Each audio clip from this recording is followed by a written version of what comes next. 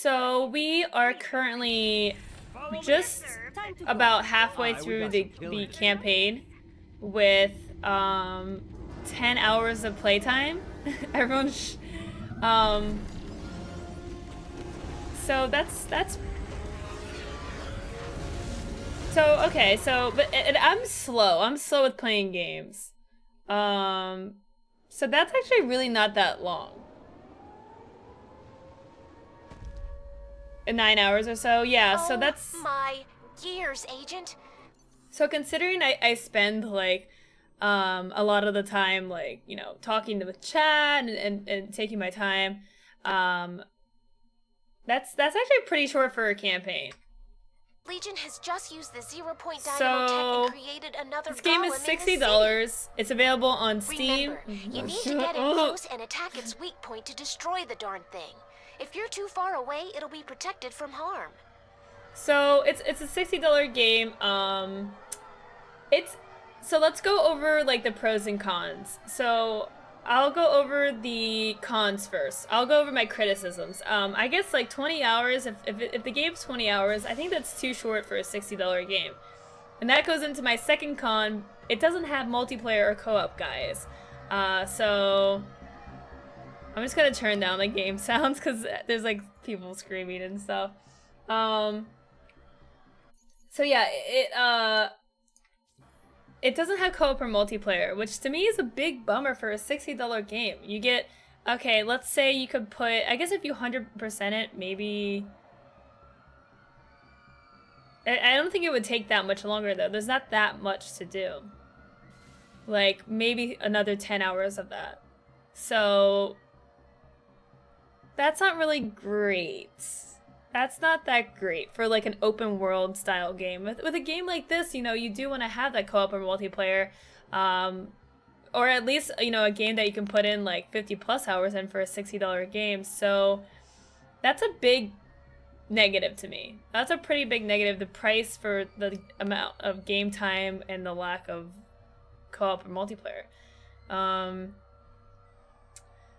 The side missions we've done, or I guess like the hero missions to acquire your different agents, those are super repetitive. They like the design of the layers were like the same, and it was basically like I could tell you exactly what you do to get each hero. Besides, I think 2 of them were like integrated into the story, and those missions were actually really fun.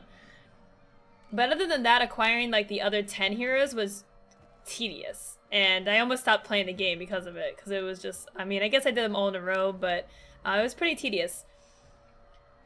So yeah, layer design, like for the legions, is like they kind of just, it's like the side missions are wait, I wrote down some stuff. Let me check my notes that I just wrote down.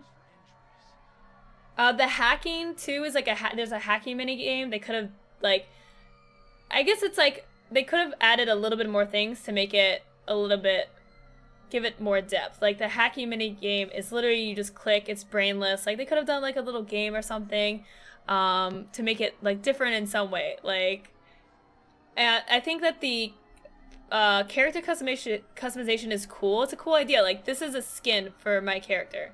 I don't know if we have any more. Oh, this is a skin for Jewel. It's like a Harley Quinn skin. So they have really cool skins. But the thing is, they only have like 5 or 6 skins per hero. And I would love to see more skins. I think that'd be fun. Or like, I would say like more vehicle skins as well. So there are 10 different vehicle types, and they're pretty cool. Like we got to use like 2 of them. But I would have liked to see even more customization with that. I think there's only just a couple of skins that you can choose from. I would have liked to see that every hero started with a different car. Like, so the car looks like this. And it's like, it pretty much looks like this for every character. Like, it's the same car. It is the same car for every character. It would have been cool if, like, their starting car, like, at least, like, the skin on the car was a bit different. I think that would have been cool. So they could have done more in depth with customization. Now for the pros of the game, the story is actually really good. It's funny. I was laughing while playing it. It was pretty funny, and it has like a little cartoon comic style to the to like the cinematics. And the missions have been fun. The story missions have been a lot of fun. I've enjoyed them. I think that the quality of those missions are good. Let's see. They have like a lot of good customization for like your leveling and items and crafting and stuff. So you collect items that you can use to basically give yourself like little like one-time uses. They have a bunch of different skills for each character too. This is they did a good job with this. Your each character has upgrades, like skill points that they can have and spend. This is unique to each hero, so each hero will have like different bonuses and stuff. So they did a good job with that and making the heroes. The heroes are really good. The heroes are a lot of fun. They feel unique. They are they're fun to play, and they have like a good amount of customization to like the skill part of them. God, I'm saying a lot. I'm very aware of that, but I don't know.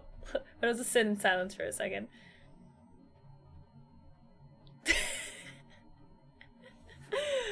Okay, I'm blanking. Let's see. The difficulty system is pretty cool. There's 15 different difficulties. We are on 8 right now. And I think the higher level that your heroes get, then the higher difficulty you'll be able to actually survive. So I was spamming in chat. So that's pretty good. You have like a arc. Your arc is like your, I guess, your home base that you can go to, and they did a good job with that. There's like different wings that you unlock. You can improve your base that give you bonuses.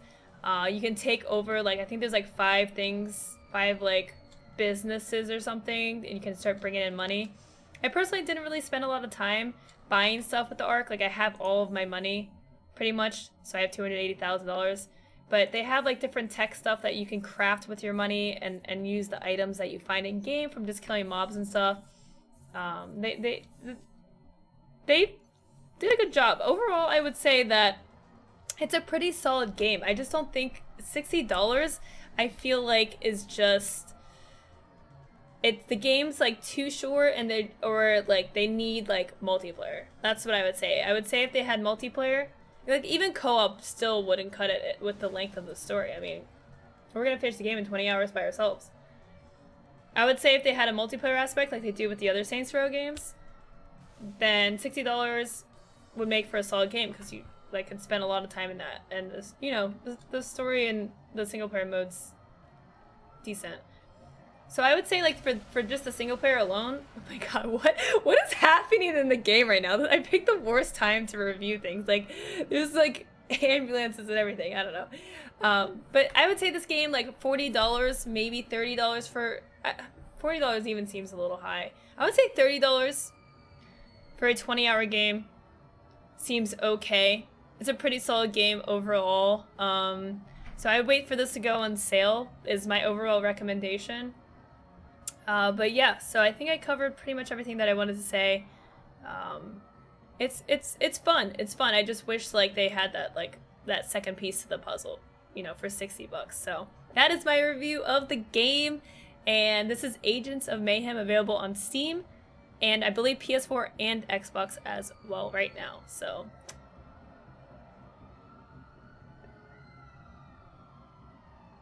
and cut.